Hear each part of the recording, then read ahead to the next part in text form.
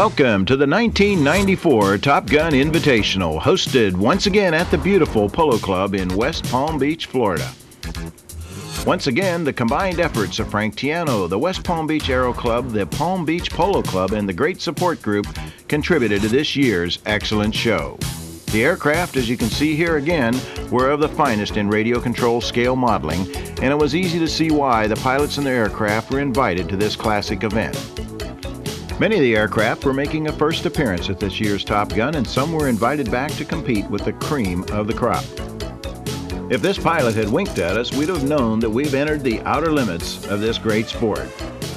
The lineup of the competing aircraft drew the early fans out on the field to view these finely crafted scale models. Top Gun is a family event as well as the one that draws the surrounding community, and of course, lots of 35mm film was getting exposed as well.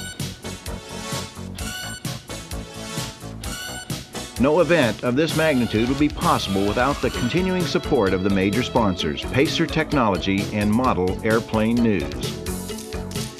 While the show teams were tuning up, the static judges set about early to evaluate and grade the accuracy of each aircraft. While each aircraft was judged by 3 judges for outline, markings, and colors, a craftsmanship judge had his eyeballs right on the rivets and fabric, checking finish and overall presentation. Pilots were prepared for the judges and provided colored photos of the aircraft they modeled, as well as 3-view drawings and information on the aircraft. This unique stand gave the judges an opportunity to really evaluate the aircraft from the top, side, and front views. This static score would be figured in later with the pilots' flying scores.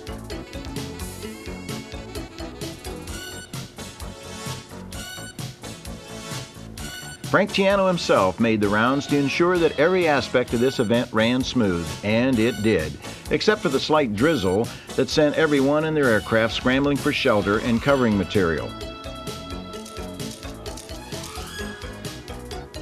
The light rain gave some an opportunity for some checking, maintenance, and some real wrenching.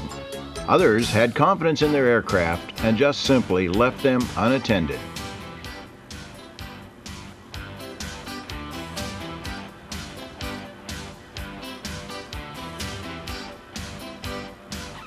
At the first crack of sunlight, pilots like Wayne Seward had his Japanese Ki-84 Frank up on the static stand for judging.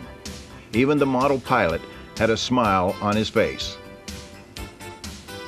Claude McCulloch stood by nervously while his impeccable Waco D went under the judges' scrutiny. On the other hand, Garland Hamilton was ready for the judges with his new BVM F-80. Preparation at Top Gun is the top of the list, and plenty of that was in progress. Here is Claude McCulloch once again. And the team scale of Dave and Tony Malchione with their BVM T-33. Garland Hamilton gave us an opportunity to watch the retracts work on this accurately scaled F-80.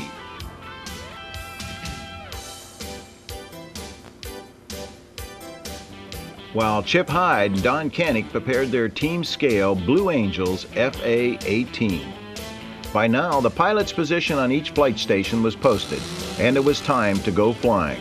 One of the early birds was Californian Chuck Fuller in his well-prepared version of the Ryan PT-22 Recruit. This aircraft had a metal-covered fuselage with fabric-covered wing and tail feathers. Chuck's eye for detail seen here in the cockpit, and fuselage markings, and the fixed landing gear.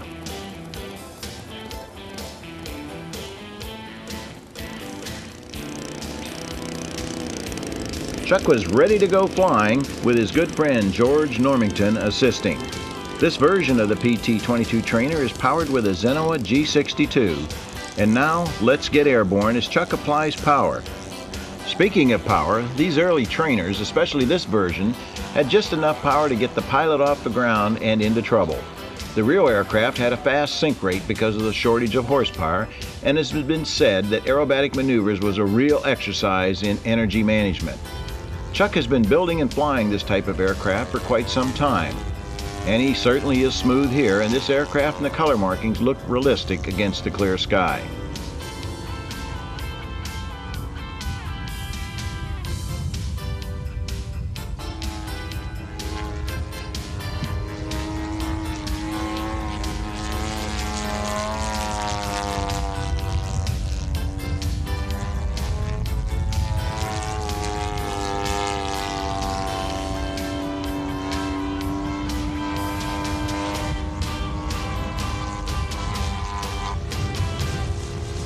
Rain had flooded West Palm Beach and filled the polo field with 4 inches of water just a few days before the beginning of the contest. The field was a bit spongy, and Chuck was setting up to deal with that.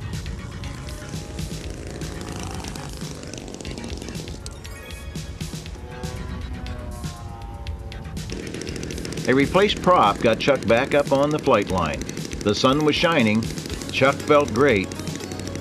Well, until this wrecked his day. Watch this disaster in slow motion to see who really got hurt.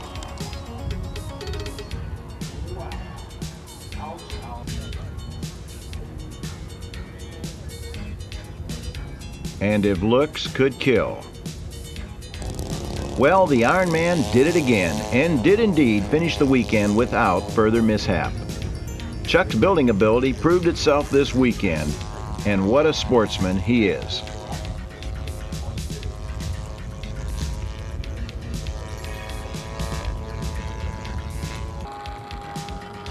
Bill McCauley prepared another of his favorite aircraft for this year's Top Gun, a P-40E Aleutian Tiger.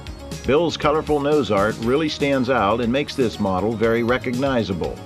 This version of the P-40E is one of the Warhawk versions built by the Curtiss-Wright Corporation in 1942 to 1945. Power in those days was with an Allison V1710-39 12-cylinder V and was liquid-cooled.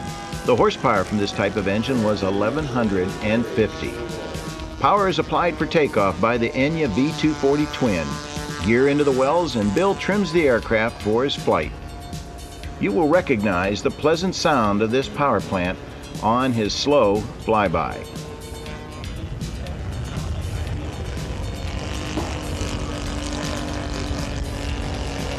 This particular Curtiss engine sound is a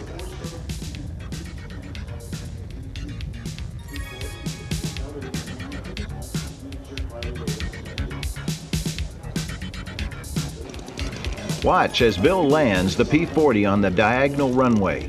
Several pilots chose this method depending on the wind direction.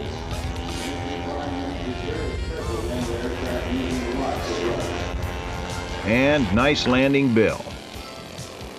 This favorite was built by Bill Steffes from New York and is the Cessna L-19. Check out the Hasselblad camera in the observer's hand. Bill has applied lots of detail to this aircraft, and we tried to get it all.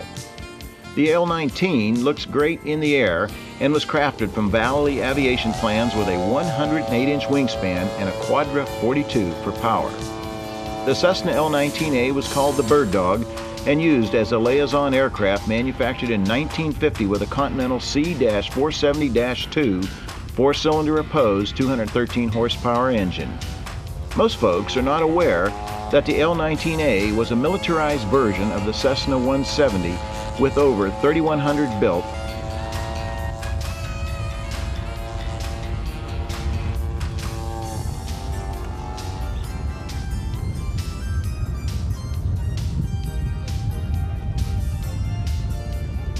Here Bill sets up for his first landing, and a dead stick adds to the tension. Bill was glad to get back to Earth, and the aircraft survived with only a broken propeller. The Hawker Sea Fury, built and flown by Roy Valancourt from, ironically, a Valley Aviation kit, this version of the Sea Fury has a 90-inch wingspan and is powered by a SOX 3.7 engine. This unusual 5-bladed prop is called a Rotel and was turned by a Centurious air-cooled radio with 2,480 horsepower.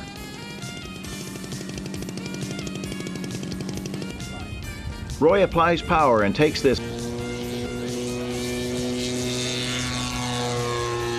This Sea Fury is painted in the Royal Netherlands Navy color scheme.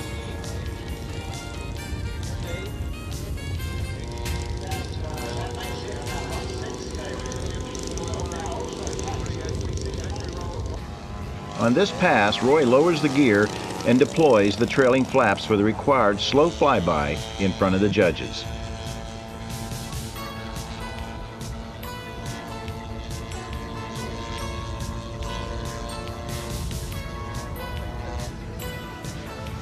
Roy's Mark V Sea Fury now on final approach and safely back to base.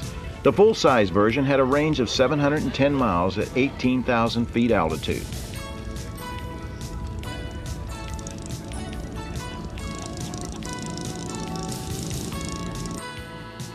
The Japanese Mitsubishi A6M5 Ryzen aircraft, built by Brian Amira from a yellow aircraft kit with a wingspan of 80 inches and powered by a Webra Bully. The famous meatball markings of the Zero, as it was named by the Allies, the Japanese designation for this aircraft was Zeke.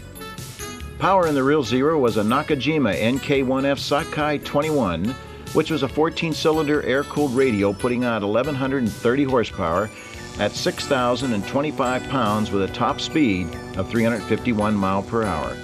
Brian gets the 20-pound A6M50 airborne for one of his many rounds of flying.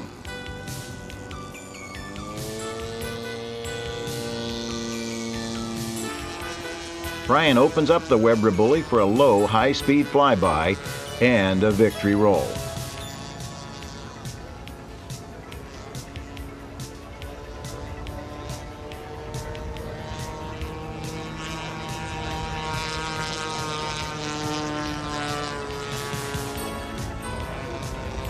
And now the hard part, landing this hot rod.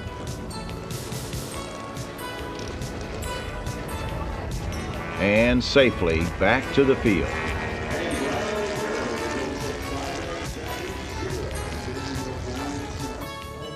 This very unusual bird, almost cartoon in its shape and color, is the craftsmanship of Tom Polopink from New York.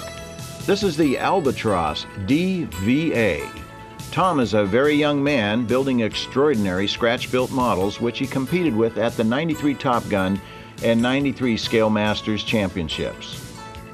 This Albatross has a 77-inch wingspan, is completely scratch-built, and is powered by a Sato 120 4-stroke.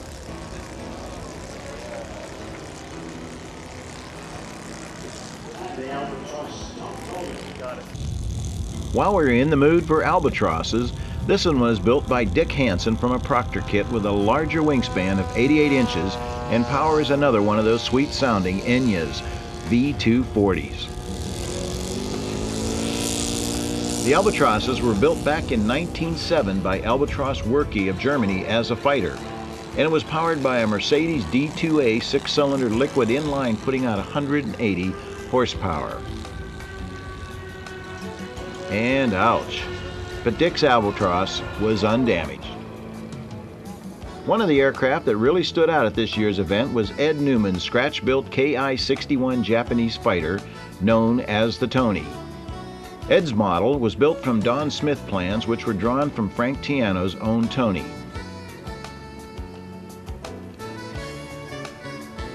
The lines of this aircraft were sleek and really gave our aircraft a run for the money.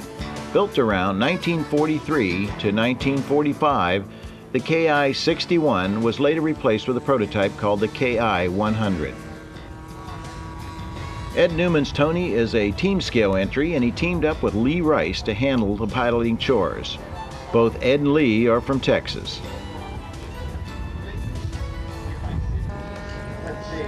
On this pass, Lee has already shed the drop tanks as an optional maneuver and rolls the aircraft for the judges.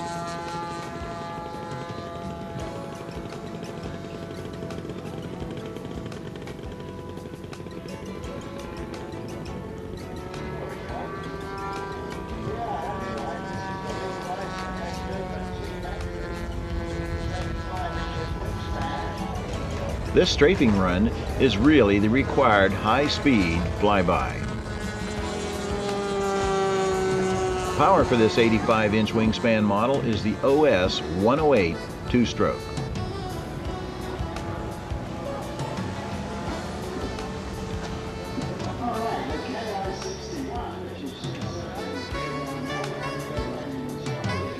Ed drops the gear and flaps for the slow-speed flyby on this pass. It's 85-inch span airplane. It has a OS Max 108 for power. See, it's from Don Smith plans. flat retracting system in it for the wheels.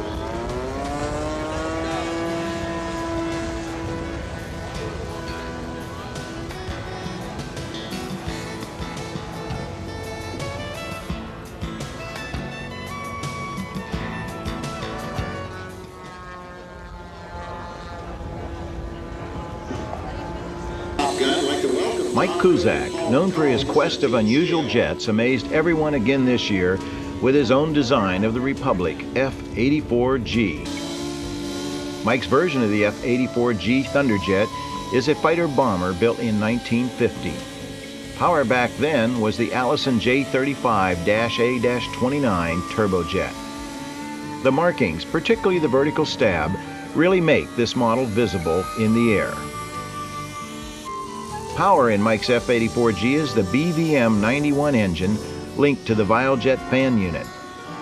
Incidentally, this scale model took Best of Show at the Texas Fan Fly this year, and I can see why.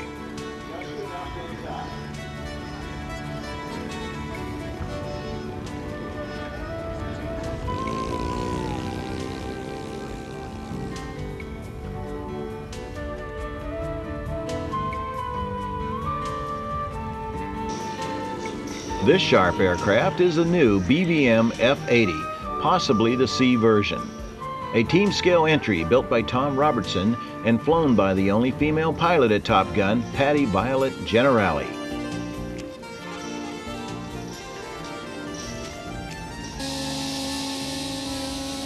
Tom's attention to exact detail is reflected here as Patty taxis the F-80 past the camera.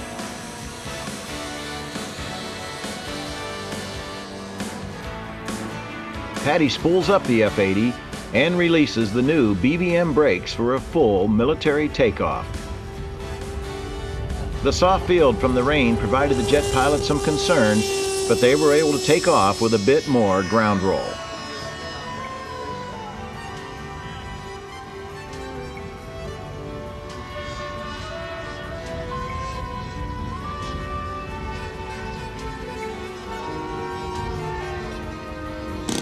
This is a great shot of Patty's superb concentration, with the master himself, Bob Violet, calling the maneuvers.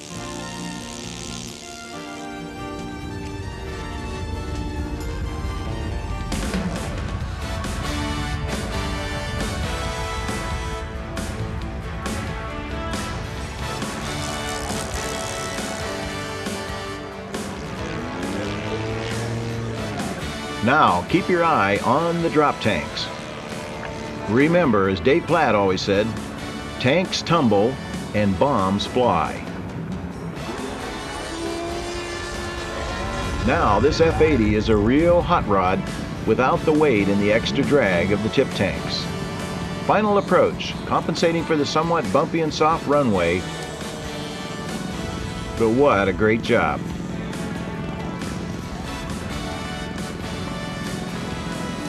This is a real cameraman's dream shot.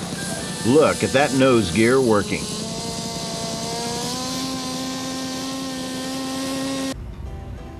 The Grumman OV-1D Mohawk, built by Mr. Scale himself, David Platt. Pure museum quality. Powered by two Enya 53 two-strokes with a wingspan of 84 inches. This aircraft was developed for advanced tactical reconnaissance work and designed in 1957 for the U.S. Army and the U.S. Marine Corps. This is a big moment for Dave as he starts his pride and joy. This is the first time that Dave decided to fly his entry himself rather than in team scale. Dave is ready for takeoff, and watch the Mohawk jump into the air.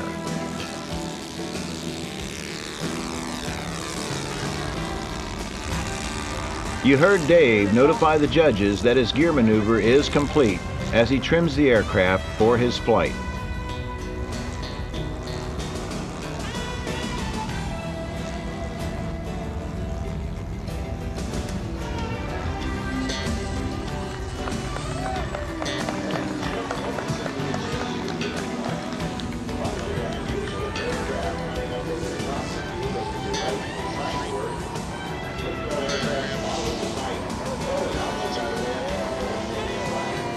As Dave prepares for his required flyby, watch closely the fate of the Grumman OV-1D Mohawk. Watch again as Bill Carper's P-47 accidentally drives Dave out of the competition for this year.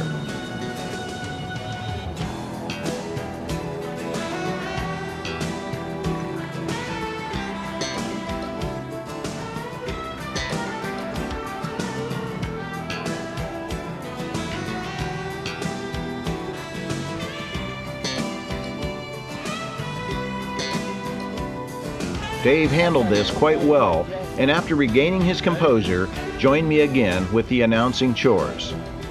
The first turbine-powered aircraft at any of the Top Gun Invitationals arrives this year. This is the work of Kent Nogi from Paso Robles, California, with his BVM T-33. Kent displays exceptional detail. However, the engineering effort of Bob Violet and Kent is really apparent as they prepare for one of the many exciting flights. The aircraft is powered by propane, and the turbine is the JPX T240, distributed in the U.S. by Bob Violet Models. As Bob places the turbine T-33 on the runway, listen to the entire flight and the thrill of turbine sound.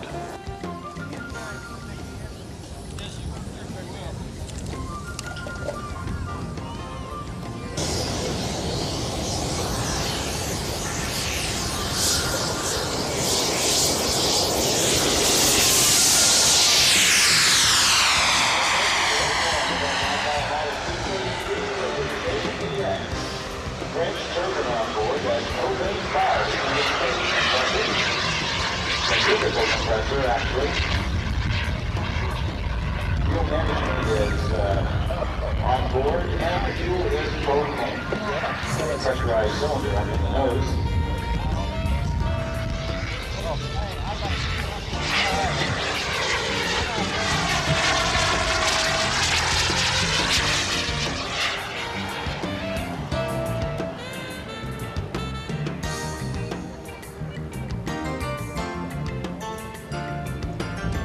And the turbine driver himself, Kent Nogi, with Bob Violet again, calling the maneuvers.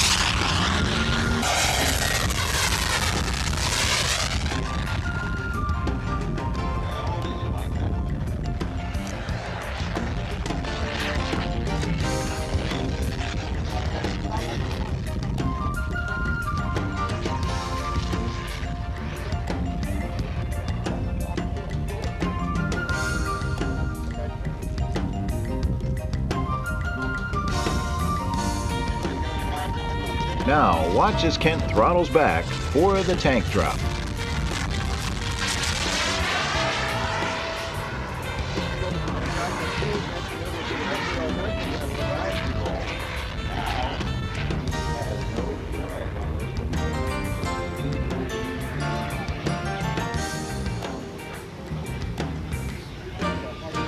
Now, watch the quick roll rate without the tip tank.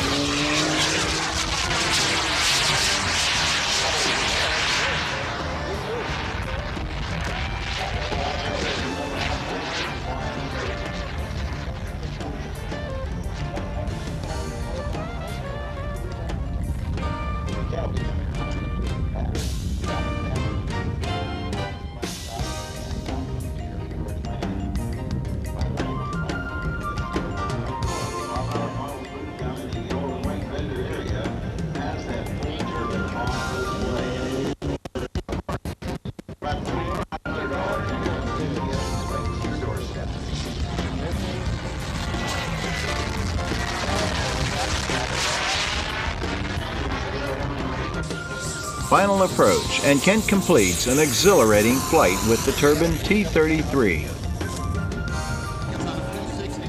The Red Baron Pizza Airshow Team Stearmans are a real crowd pleaser at full-size air shows. The team flies 4 Stearmans in a very tight formation. This colorful version is a team scale entry built by Jess Larson and flown by Jim Sandquist.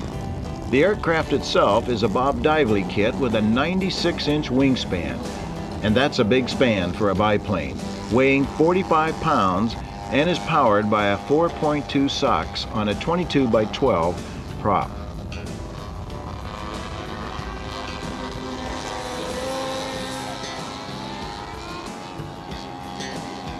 No airshow biplane act would be complete without smoke, and Jim pumps plenty of smoke as he split S's the big Red Baron Pizza Stearman back to show center.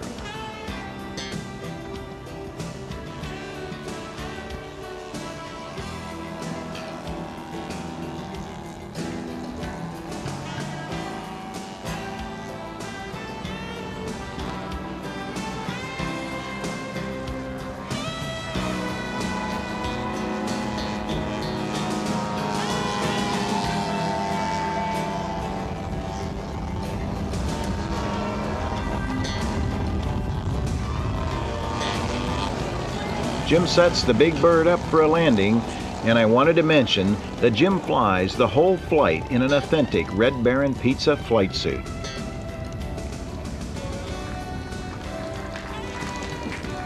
This is the famous military basic trainer, the Vultee BT-13. This aircraft trained a lot of pilots during World War II and was nicknamed the Vibrator, and it did indeed vibrate. The BT-13 had fixed gear and hand crank flaps. Power was from a Pratt & Whitney R985 at 450 horsepower with a top speed of 180 miles per hour. This version of the BT-13 was built by Steve Sauger and has a 92-inch wingspan. Steve selected the Super Tiger 3000 two-stroke for power.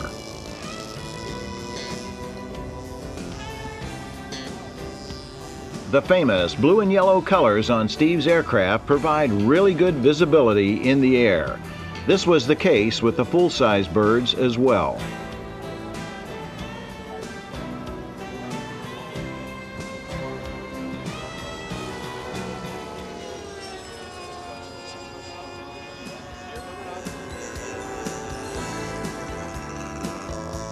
This slow flyby is a good opportunity to observe the BT-13 with flaps down. The upgrade from the BT-13 was the improved trainer, the AT-6 Texan. This version of Dave Vogelin's is modeled in the SNJ-5 or the Navy version. Dave's SNJ-5 is from the Nick Zeroli plans and sports a 101-inch wingspan, with power from a Zenoa G62 two-stroke. Back to base after a training mission. The Beech D-18 twin in team scale was masterfully built by Bob Pickney and flown by Dino DiGiorgio. This aircraft was one of the favorites of photographers, and you can see why as our cameraman Tim Smith scans the realistic features. Here the crew demonstrates the articulation of the retractable landing gear to the judges. Bob Pickney cranks the reliable Zenoa G38s as Dino prepares for a flight.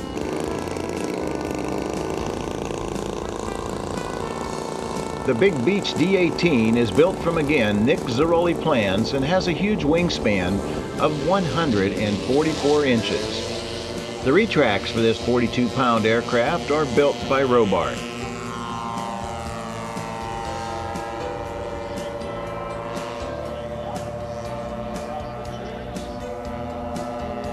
During the war years, this aircraft could be mistaken for a C-45, which was also built by Beech.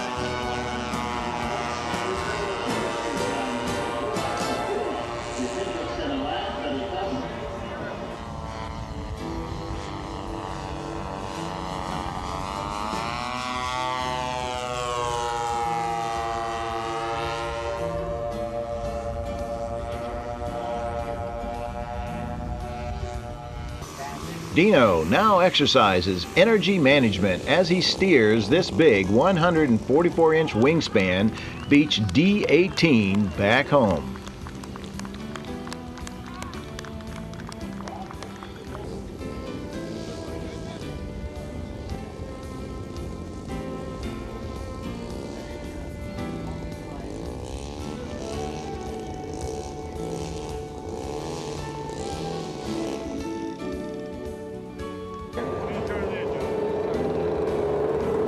At noon each day at the Top Gun Invitational, the crowds were entertained for 3 days with spectacular radio-controlled air show acts.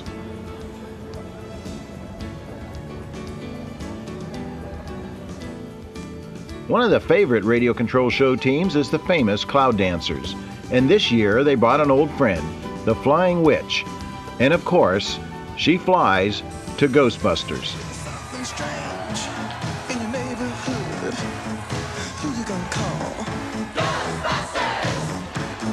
Something weird, and it don't look good. Who you gonna call?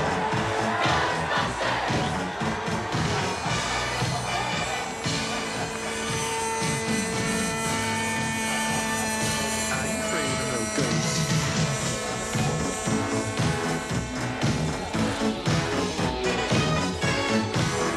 Now watch this incredible landing or catch as the witch is snatched out of the air. Great act. Jeff Combs' ultimate bite, which he also designed. Jeff demonstrates that there is no substitute for horsepower as he climbs for the stratosphere. Jeff will be flying this same aircraft at this year's Tournament of Champions in Las Vegas, and we wish him good luck with this beautiful aircraft.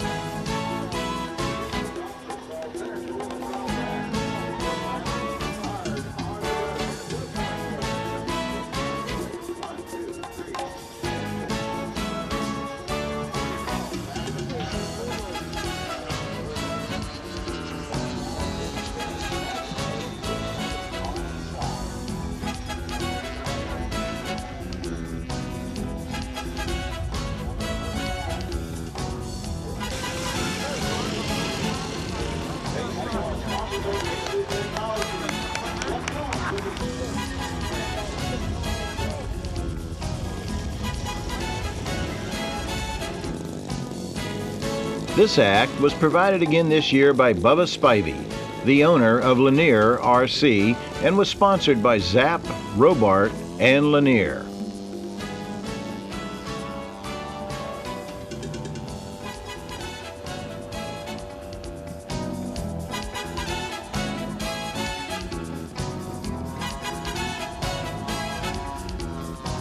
This is the new Laser 200 now being kitted by Lanier RC. Bubba and Wayne Boyles also flew the 2 Lanier Stingers during the entire weekend as well.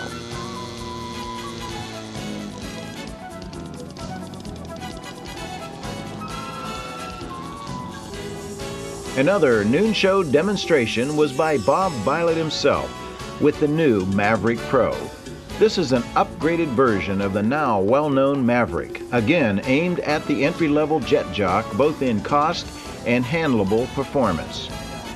Here Bob demonstrates the slow flight characteristics of the Maverick Pro and slows the aircraft down to 30 miles per hour.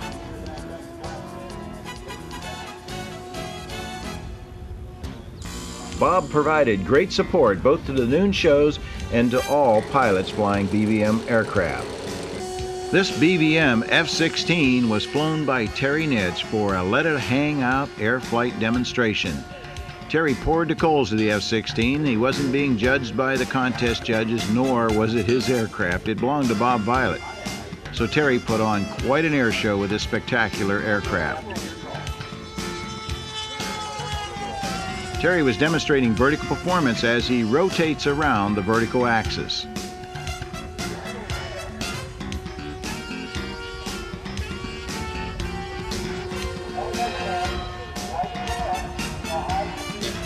Now, as Terry banks to the right, he'll be pointing the nose straight down at the Polo Ground runway to pick up lots of airspeed.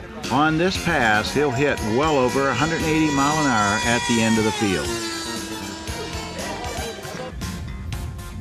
And after taking a deep breath, dropping the gear in the flaps, Terry set up for what I considered one of the most outstanding carrier landings.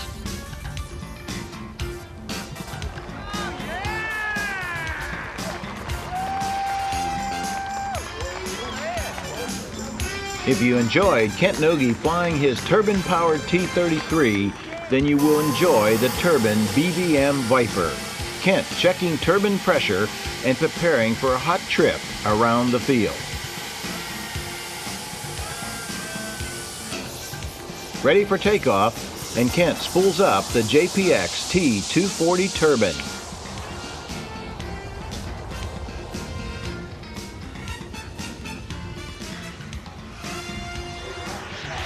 This aircraft was the prototype testbed for installing the French turbine. A lot of research, inducting, streamlining the inlets, and turbine engineering make this type of flight a reality.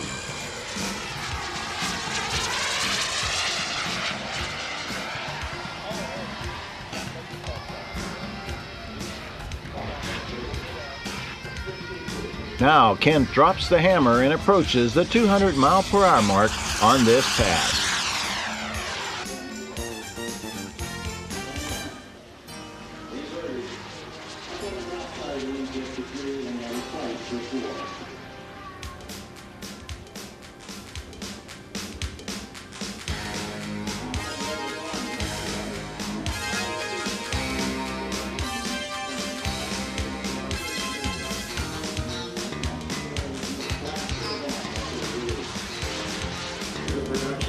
Kent now landing the Turbine Viper rocket after a very exciting demonstration.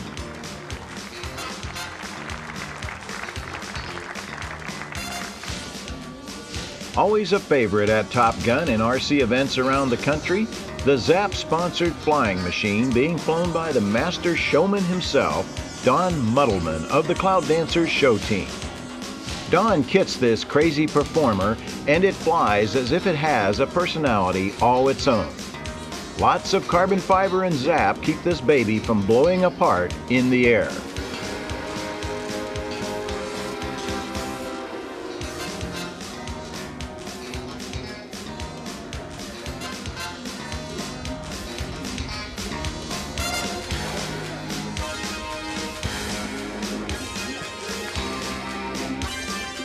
Don doesn't like to chase his flying machine, so he coasts it right to his feet.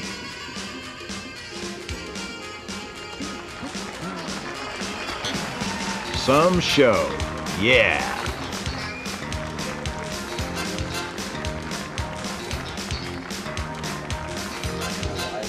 During the noon break, we had a chance to tour the vendors area, which is right next to the flight line and grandstands at Top Gun. This display is set in the plush surroundings of the Palm Beach Polo Club and was a real treat to tour. Bob Violet Models had the French JPX T-240 turbine on display, as well as the other great BVM products. Andreas Geetz from Germany and Dave Johnson of Desert Aircraft displayed their fine lineup of aircraft kits. Top Gun featured some great entries that either could not fly or experienced difficulty or crashed. We were fortunate to capture some of them for you to view. This spaghetti bomber is owned by Cliff Tacey and is really called the Savoia Marchetti SM-81, an Italian trimotor built in the 1930s. Tom Cook and Paul McCauley brought a couple of the excellently prepared Jet Model Products T-33s for team scale. This was a backup model, and Tom will fly the contest version later. The Douglas SBD-5 Dauntless, easily recognized as the most famous of Navy bombers and considered the most deadliest of dive bombers in World War II. This is the fine creation from scratch of Mel Whitley's and was mid-air during the contest and completely destroyed. This unusual aircraft is the brainchild of Dick Rutan's and was a design for Beech Aircraft. This is the Beech Starship, now in production as a twin rear-engine executive aircraft. The builder and flyer is Kerry Sterner, and this is the second time I've seen this great-looking aircraft at Top Gun. Kerry had lots of problems to sort out on the grass field.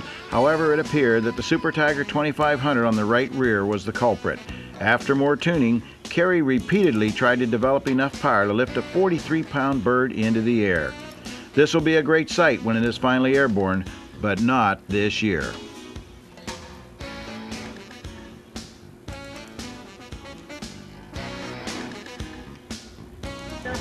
Another sad story. This really sharp Stinson SR-8 is the work of Pat Rogers, and it seemed that engine starting problems kept Pat from the flight line.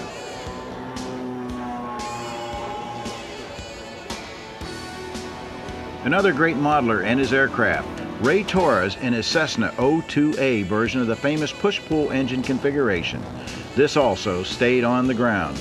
Others did manage to get into the air. This is Stephen Durston's DC-3 from Germany.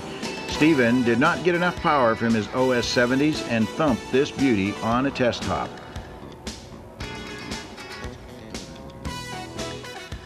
By the second round, scores were posted and pilots and crews were taking notes on their standings. This pretty girl is Nancy Seward, and she's getting the latest info on husband Wayne's flight scores. As we headed into Saturday, the crowds were gathering early and pilots were ready to get a jump on the bright sun. Even Frank Tiana was reaching for cover as he patrolled the flight line. Some aircraft were just great attention getters, and Mark Frankel's F4D-1 Skyray was no exception. Mark entered team scale with this colorful example and assigned flying chores to Mr. Jet Exhaust himself, Bob Ferenzi.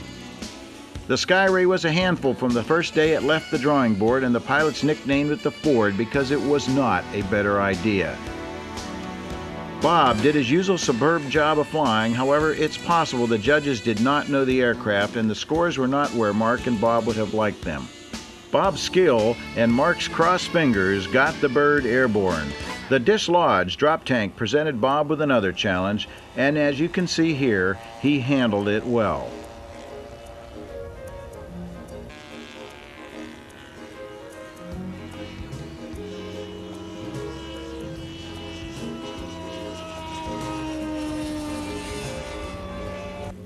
Bob dropped the remaining tank before landing the F4D-1 Skyray. Claude McCulloch can always be counted on to build a model equal to museum quality, and this Waco-D is an example of that skill. It was difficult to find a lot of information on the Waco-D. However, Waco manufactured a long line of aircraft to include 13,000 troop-carrying gliders in 1942. The craftsman himself, Claude McCulloch, checking every part before a flight. The Waco-D not only looked real on the ground, it had the sound to go with it. The big Sato 300 four-stroke up front to provide the power. Claude teamed up with Bruce Tharp in team scale, and Bruce did a great job of flying this flawless model.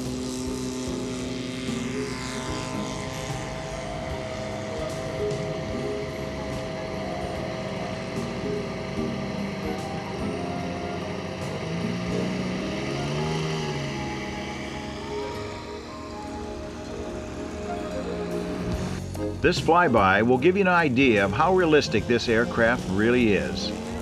Bruce turned in great flight scores and was a contender in the team scale category with this 99-inch wingspan, 32-pound Waco-D biplane.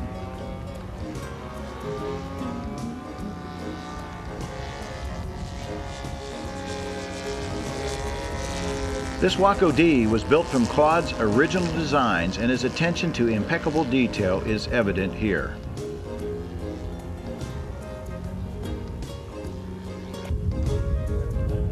Landings were soft, and we just could not get enough footage of this incredible scale model.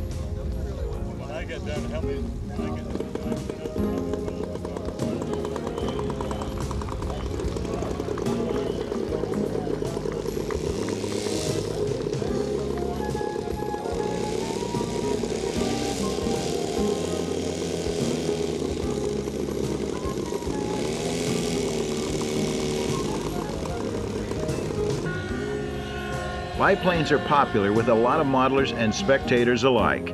This de Havilland DH-82 Tiger Moth British trainer is a favorite all the time. Mike Barbie built this 88-inch wingspan model from Duncan Houston's plans and powered the 15-pound bird with a Laser 150 four-stroke engine.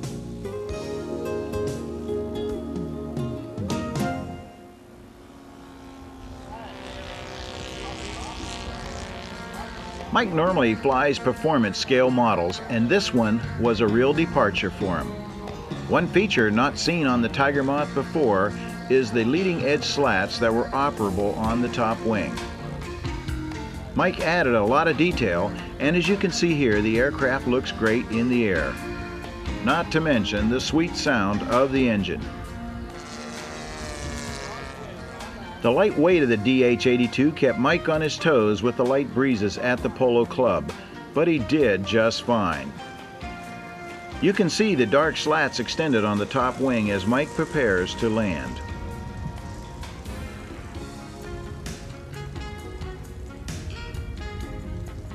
And what a gentle landing.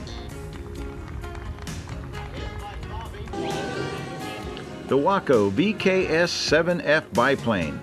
This aircraft made the contest rounds and places well in the static scoring as well as flight scores.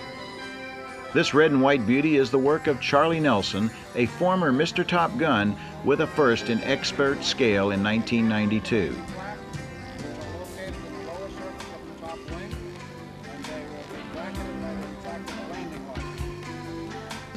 Charlie gives the judges his maneuvers as he prepares for another high-scoring flight.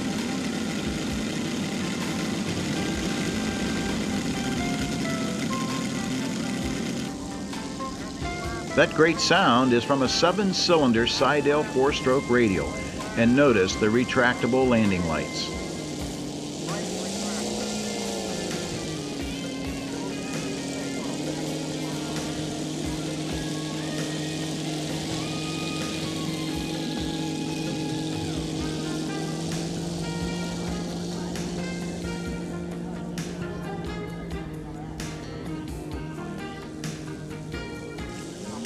Charlie adds power for takeoff and begins the takeoff roll. There is no question that the Seidel has sufficient power to fly this 30-pound airplane. The wingspan is 93 inches, and Charlie built this model in quarter scale.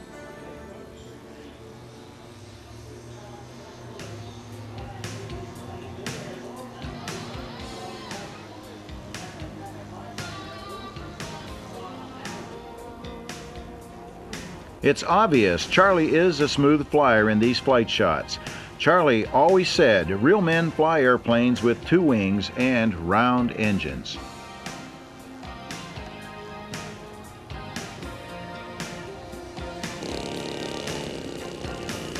The Fleet biplane is a striking model in this yellow and black combination. This is a team scale entry with John Tauser, the builder, and Bill Fiore, the pilot.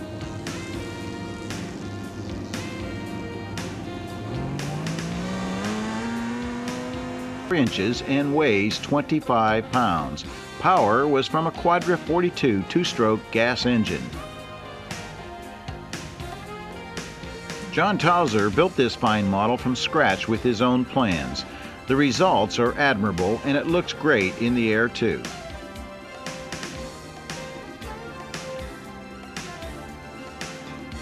Yes, this is a model of a real biplane. Not a lot of information available, but Claude McCullough was able to find enough to build this really unusual model. Claude flew this stubby Gwin Air car for the crowd to prove that it really flies.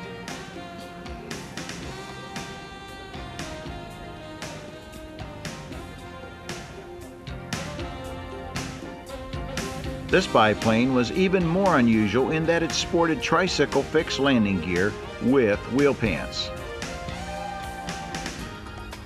The Gwin Air car flew well and was powered by a 4-stroke engine. Bruce Tharp handled the pilot responsibilities on this really strange model and did a really great job.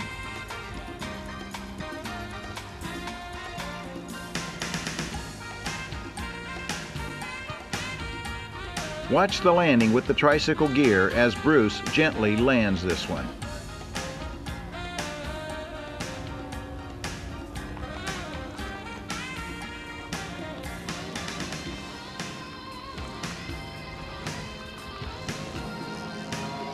Another famous aircraft, the Sopwith Pup, built back in 1916 by Sopwith Aviation Company in Britain. This is the work of Bud Rohn and was built completely from scratch.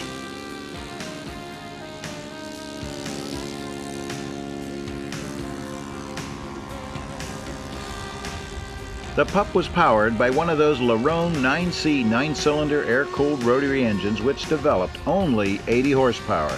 Of course, the real Pup only weighed 1,256 pounds with a top speed of 111 miles per hour. Bud powered this model with a OS 124-stroke. The model has an 80-inch wingspan and weighed in at 14 pounds. In real life, the Sopwith Pup was a fighter aircraft and carried one cow-mounted machine gun with a crew of 1.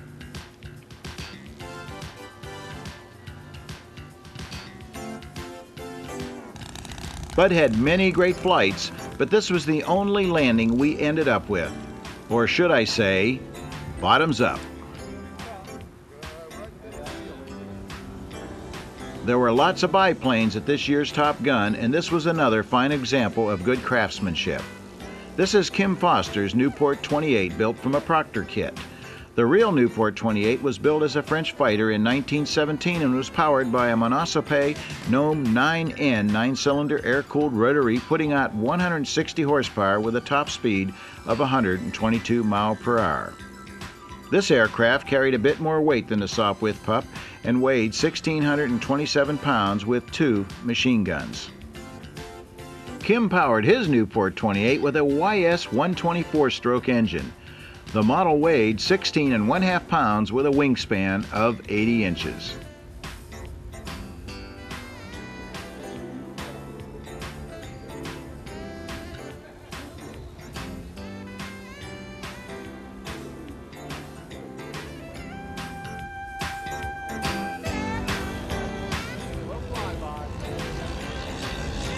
Kim sets up for his landing and really pulls a grease job as he turns into the wind and lands on the diagonal runway.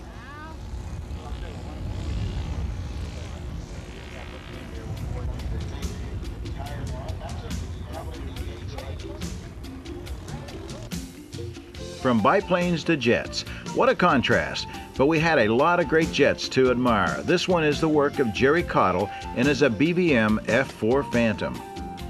This is a team scale entry, and Jerry chose Bob Violet himself to pilot his pride and joy.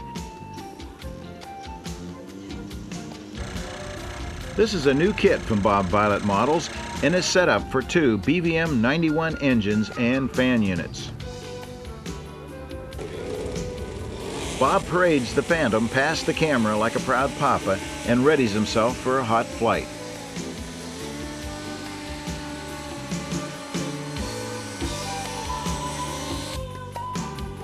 Watch now as the brakes are released and both BVM 91s are spooled up to approximately 24,000 RPM for a full military takeoff. The Phantom was conceived by McDonnell Aircraft Company in 1966 and was powered by 2 General Electric J79 GE10 turbojets. These engines developed 17,900 pounds of thrust each and pulled 54,600 pounds loaded through the air at 1,485 miles per hour. The known ceiling was 62,000 feet. Surprisingly, this aircraft could carry 16,000 pounds of bombs and was used as a fighter bomber. This is Bob Violet at the controls of this really scale-like model as they burn up the sky. This is the slow flyby, or the dirty pass as it is called.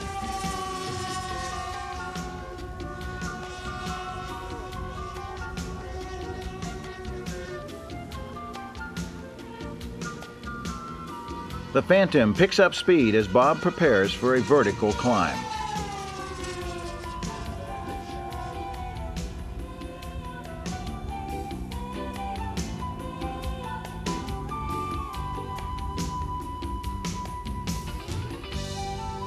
Jerry's version is the F-4J Phantom II and was stationed on the USS Roosevelt with VF-84.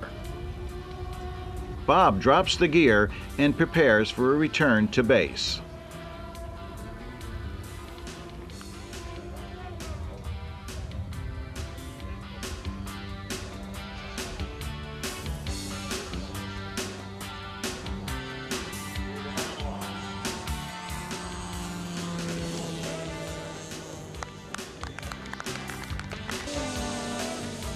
And now, the well-known Blue Angel No. 1 McDonnell Douglas F-18 Hornet, a team-scale entry built by Don Canick and flown by Tournament of Champions personality Chip Hyde. This is Chip Hyde's first time at a contest with a ducted fan jet. This is a yellow aircraft kit and weighed in at 30 pounds. Chip was not intimidated by the big jet and dropped the hammer for one of his great flights of the weekend.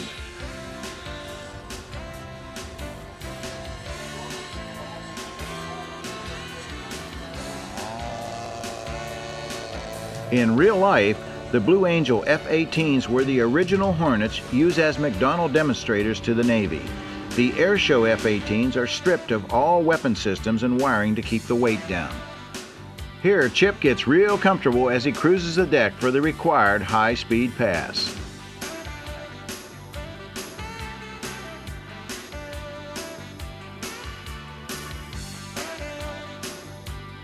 This pass is the slow pass, and Chip dirties up the aircraft by lowering the gear and flaps.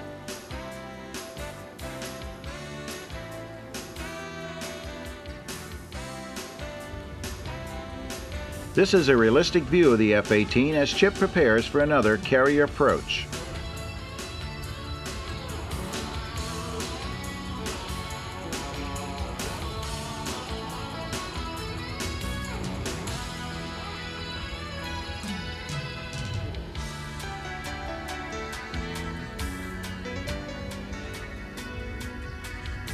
Now watch the main gear really work on the touchdown.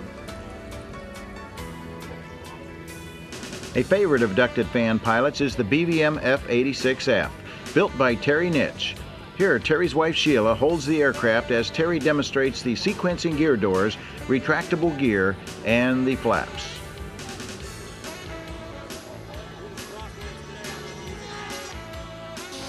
Check out the amount of detail as Terry taxis by. This version actually has 30,000 rivets on the fuselage. The speed boards really work too. Terry releases the brakes and prepares for another high-scoring flight.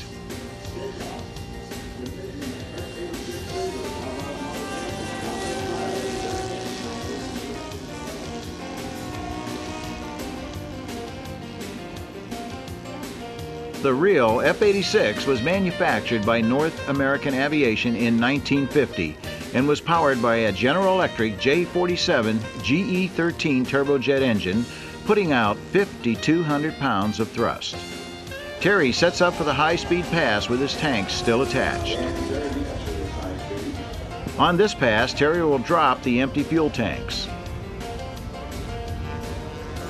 Now, watch this great tank drop in slow motion, just like the real ones.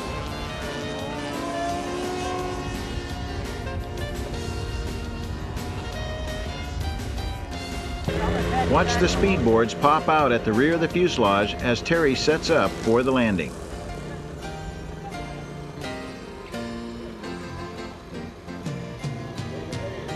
Now for the landing configuration.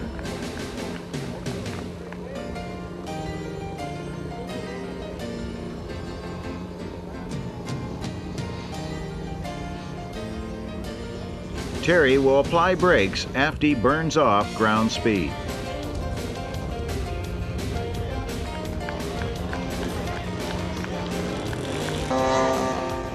Gunnery Master Sergeant Garland Ham Hamilton, or Top Guns as he is referred to in the U.S. Marine Corps, always shows up with a spectacular aircraft.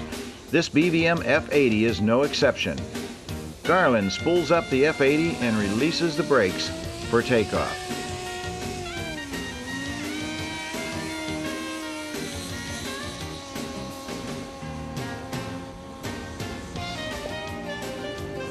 This Lockheed F-80C was used as a target tow in gunnery meets during the mid to late 1950s.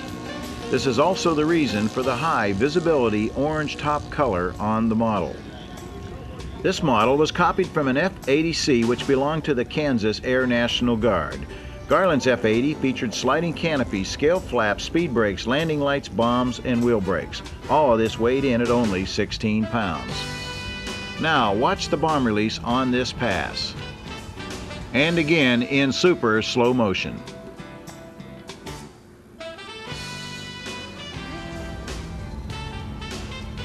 Final approach and landing gave Garland a handful of problems, but as you may notice, this was a minor problem and he went on to fly every round. As Garland taxis back, I might mention he has flown RPVs and many models for the movies.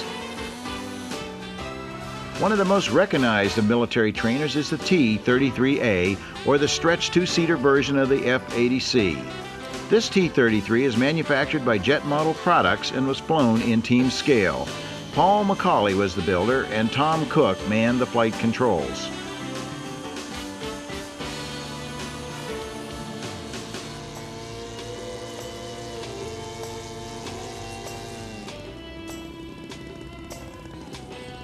This model has a wingspan of 85 inches and weighed 22 pounds with an OS-91 engine coupled to a Dynamax fan.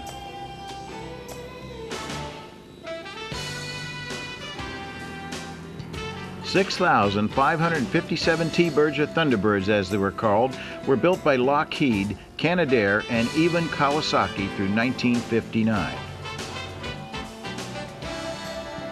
T-33s always look good in the air and always favored at any contest. This big T-Bird was patterned after a U.S. Air Force version.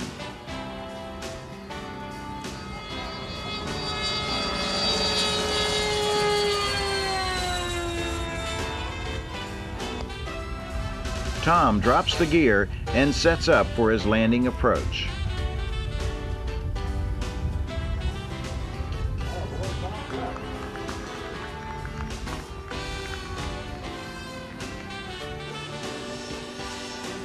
More T-33s. This one is a Navy type and possibly could be called a TV-2 under U.S. Navy designation.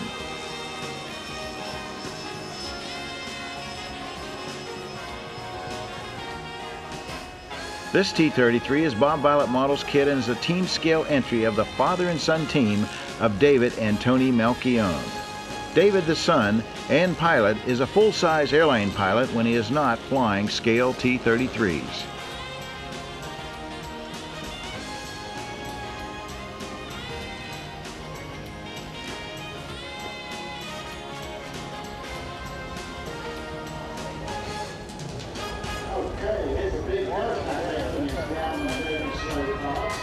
Now for the hard part. Landings on the still wet field required cool nerves, and Tony certainly demonstrates that here.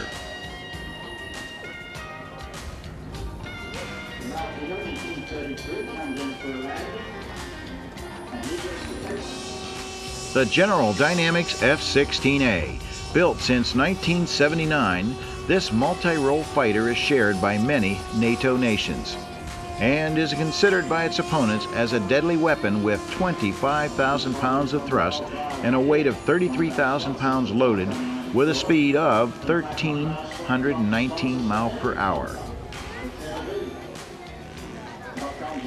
This version of Dave Ribby's is an F-16C and is built from a BVM kit and weighed only 13.5 pounds. Dave burned great holes in the clear sky over the Polo Club grounds and presented the aircraft very well. On this pass, Dave lowers the gear for the slow flyby.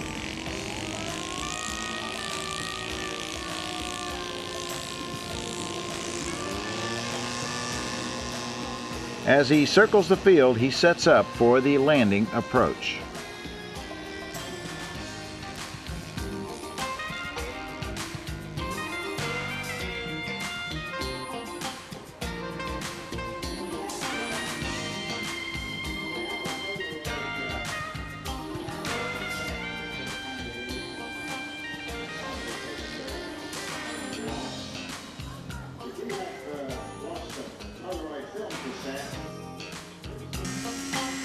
The Learjet 35A, an executive and commuter type business jet, built by Dennis Crooks from Big Rock, Illinois.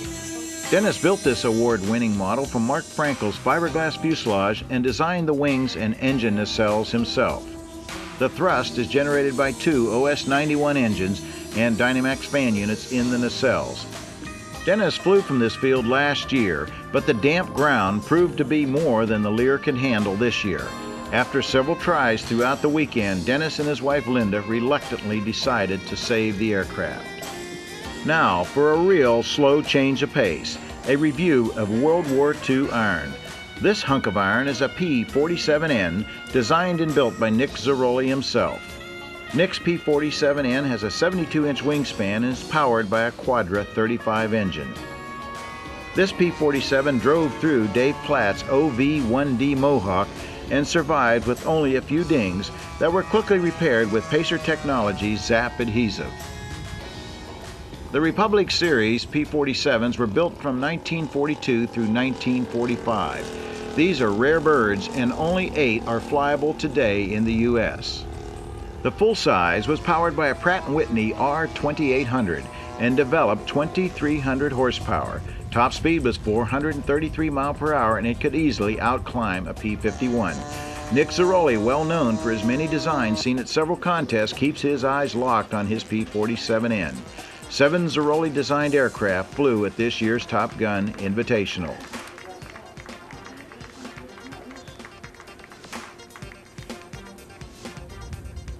The P-47G, known as the Razorback, was built and flown by Bill Carper. We did not get good flight footage of Bill's flight, but we wanted you to enjoy this good-looking aircraft.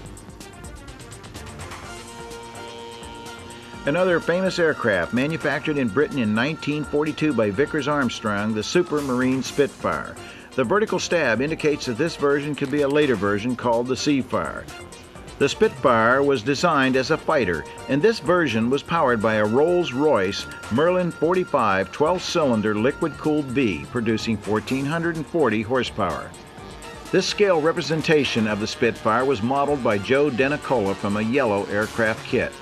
Joe is using the OS 3500 engine for power. The aircraft has an 80H wingspan and weighs 19 pounds.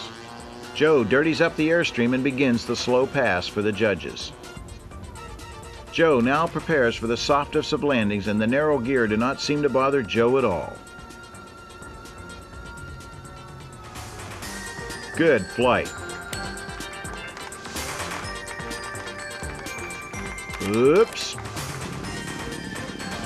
A bigger version of the Supermarine Spitfire Mark 5B is this one, manufactured by Fiber Classics in Germany.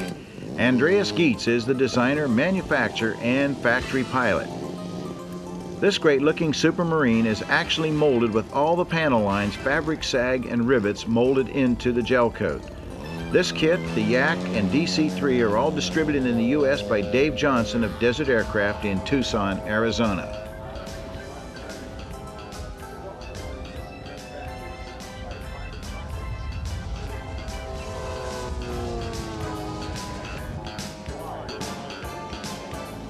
The sound you hear is from the 3W inline twin with exhaust exiting through a carbon fiber tuned pipe. Germany and England have very strict noise limits, and the results are great sounding models.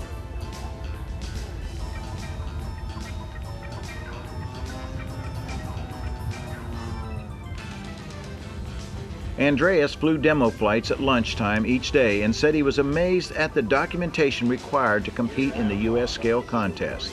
He said, "I'll be back," with scale documentation. As Andrea sets up for the gentle landing, notice the free-hanging receiver antenna.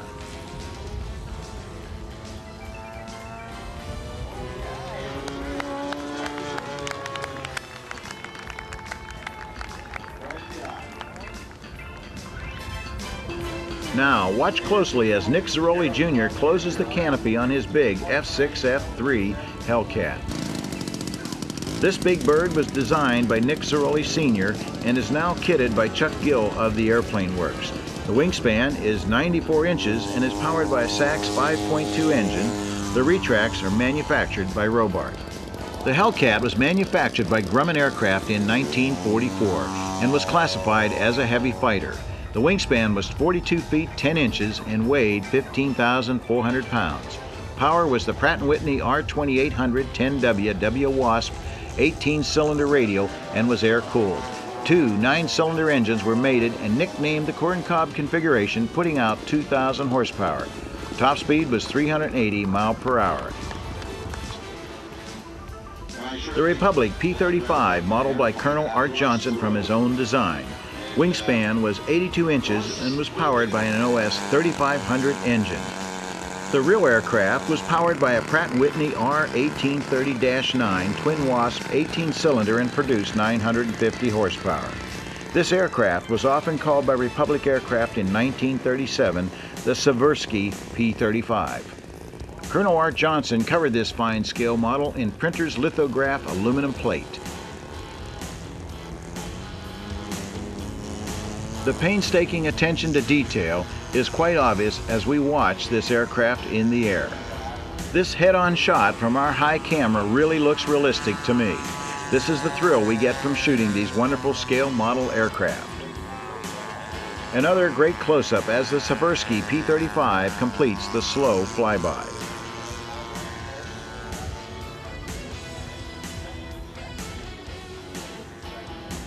The Colonel lowered his gear again for the landing configuration, and he knew he had a problem to deal with on this one.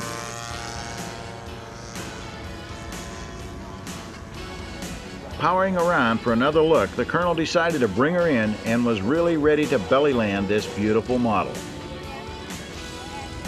Keep an eye on this one as Colonel Art Johnson puts it on the line and pulls off a very gentle landing.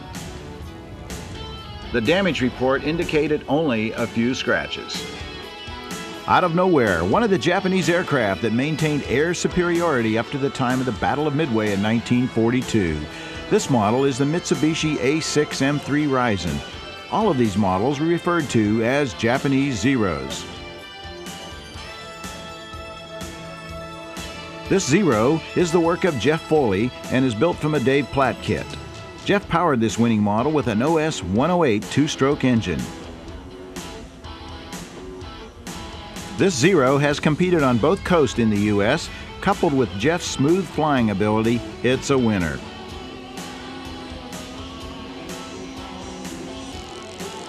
This Zero really threw me a curve. Both Ray Labonte and Russell Lepre built yellow aircraft A6M5 Zeros and powered them both with Enya V240 V-twin four-stroke engines. They both did a fine job. This model, the Zero, has a wingspan of 81 inches and is modeled after a Zero at the Chino Air Museum in Chino, California. On this pass, the drop tank is released. Watch again as we replay in slow motion. Wayne Seward starts his big 88-inch wingspan Ki-84 Frank, with Bill Steffes assisting. This fighter aircraft in real life was manufactured by Nakajima Hikoki in 1943. Power was the Nakajima HA-45 air-cooled 18-cylinder radial, putting out 1,900 horsepower with a top speed of 392 miles per hour. Wayne has powered this big brute with a Zenoa G62 two-stroke running on old-fashioned gas and oil. Wayne manufactures this aircraft under the name of Aerotech, and it has aluminum spar through the wing. Wayne sits on the aircraft to demonstrate how strong it really is.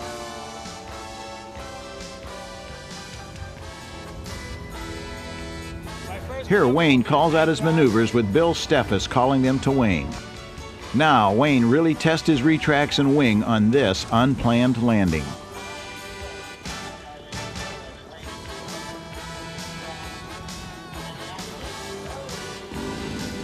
The Hawker Tempest Mark V, a fighter bomber manufactured in 1942 by Hawker Aircraft Company. Powered by a Napier Sabre II 24-cylinder H liquid-cooled, horsepower was 2180 with top speed of 427 miles per hour.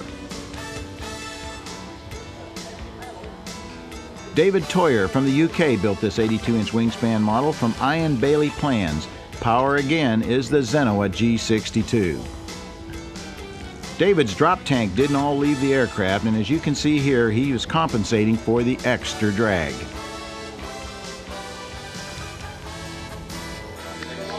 The German Junkers Ju-87B-1 attacked aircraft. Manufactured in 1938 by Junkers Flugzeug und Motorwerkens, the engine was a Junkers Jumo 211 12-cylinder V liquid-cooled at 1,200 horsepower. Top speed was 238 miles per hour. This aircraft carried a crew of 2, 3 machine guns, and an 1,100-pound dive bomb. Jim Wilkerson built this big model with a 91-inch wingspan and powered it with a Genoa G38 engine. Jim also built this attack bomber from scratch.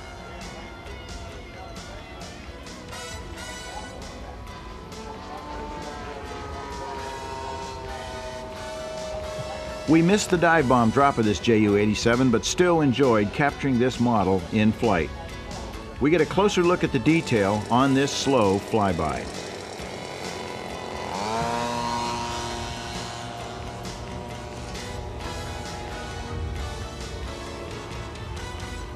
Watch Jim bend this aircraft around skillfully to land on the diagonal runway. Excellent job, Jim.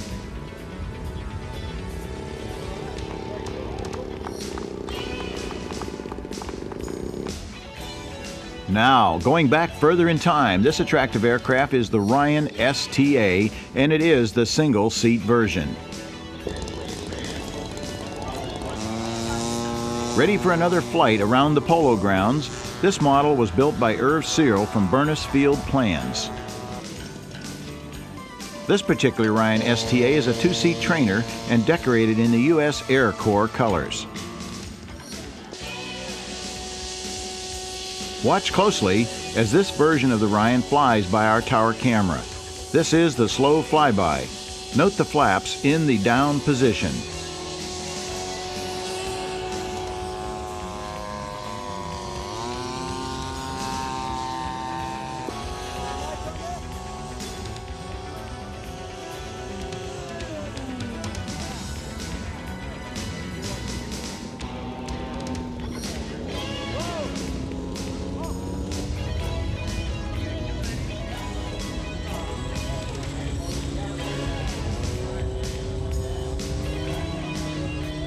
Now, the final approach. Remember, this is a trainer aircraft with a student pilot at the controls.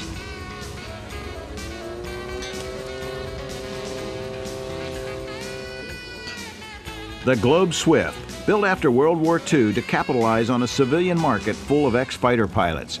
This is Corvin Miller, the winner of Expert Scale in the 1993 Top Gun Invitational with the Globe Swift. Corvin used this aircraft to practice with, which was last year's winner, and then switched for real flying with this new maroon and silver version.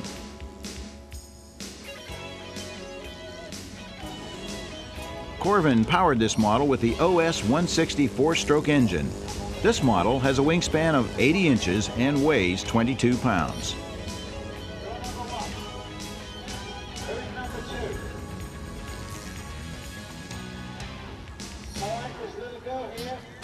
The gear comes up, and Corvin flies a very disciplined flight routine.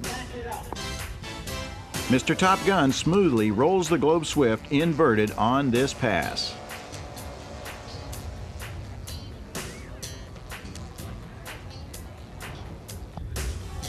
The gear and flaps come down for a close, slow flyby.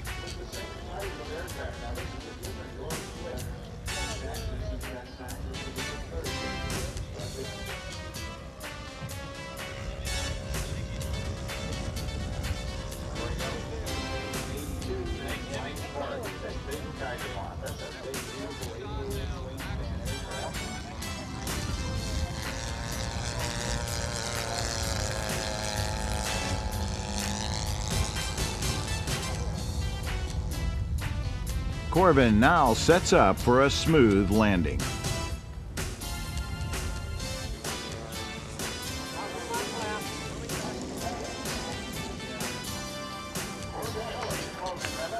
Watch the flaps come up, and the Globe Swift completes another good flight.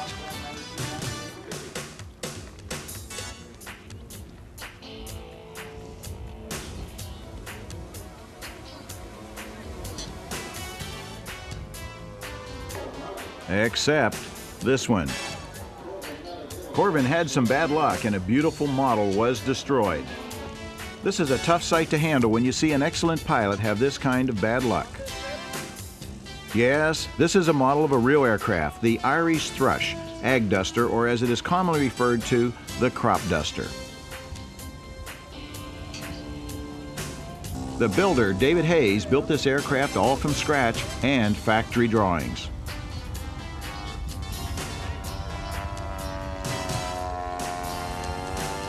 David has designed a unique water spray system on board that sprays through the scale nozzles under the wings. This pass is a touch and go.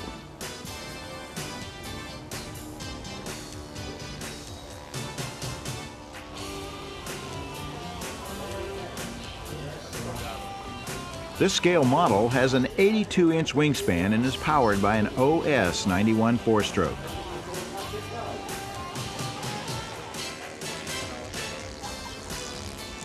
We were never able to see the spray, and later David said he is still debugging the system. And a smooth landing.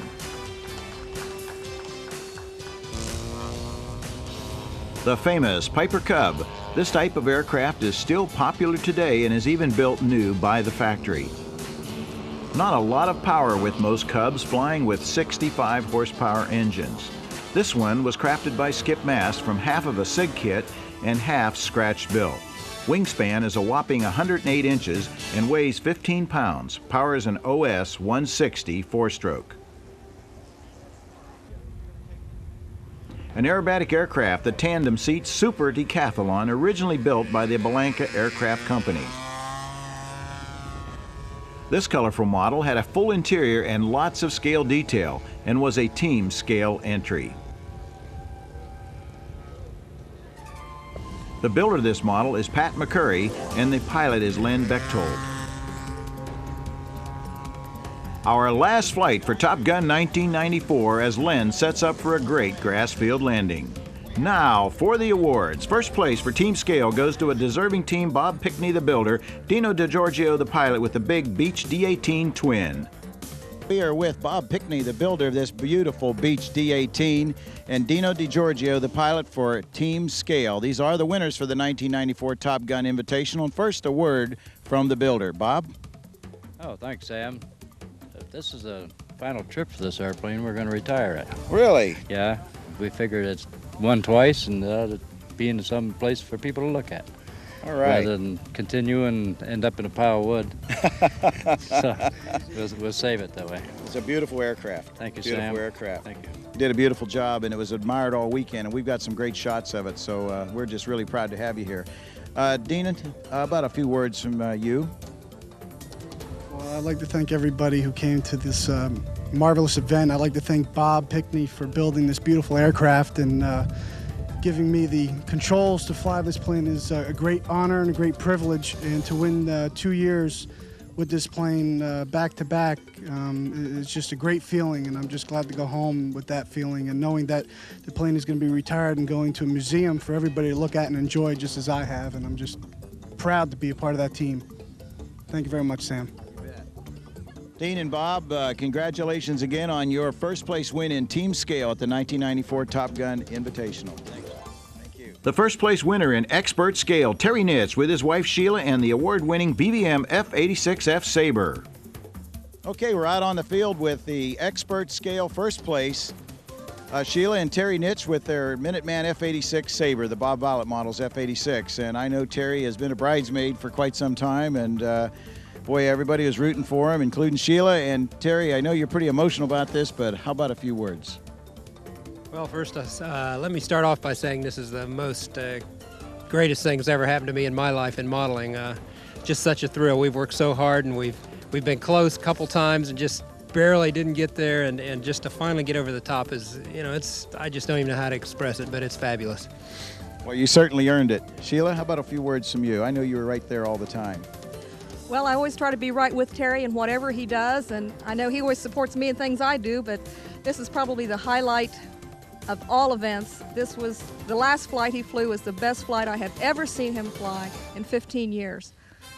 Well, they did a good job, didn't they? They are first place, 1994 Top Gun Expert Scale, Terry Nitz with the F-86 Sabre Minuteman.